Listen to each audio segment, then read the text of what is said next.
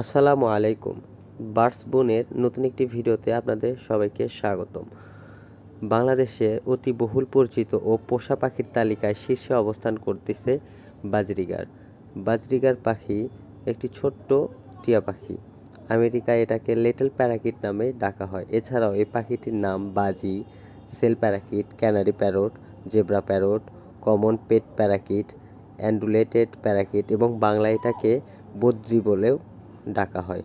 Budgerigar পাখি প্রধানত অস্ট্রেলিয়ার দক্ষিণ পূর্ব ও পশ্চিম উপকূল অঞ্চল সহ সমগ্র বনাঞ্চলে দেখা যায়।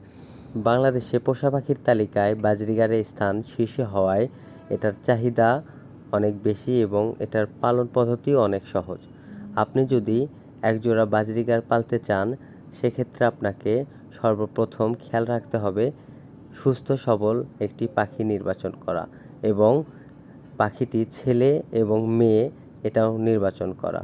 তাহলে আপনি একজোড়া পাখি দিয়ে সুন্দরভাবে ব্রিডিং করাতে পারবেন।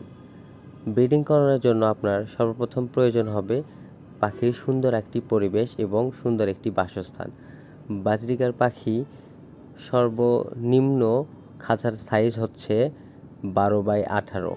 এর থেকে বড় খাঁচা দিলেও আরও অনেক ভালো হবে, কারণ স্পেস যত বেশি পাবে পাখির ব্রিডিংও অনেক সুন্দর হবে এবং আপনিও সুন্দর একটা ফলাফল পেতে পারেন।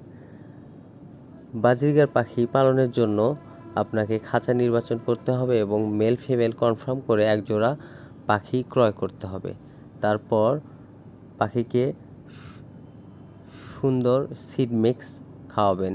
সিড মিক্স আপনি যে কোনো পাখির দোকান থেকে ক্রয় করতে পারবেন।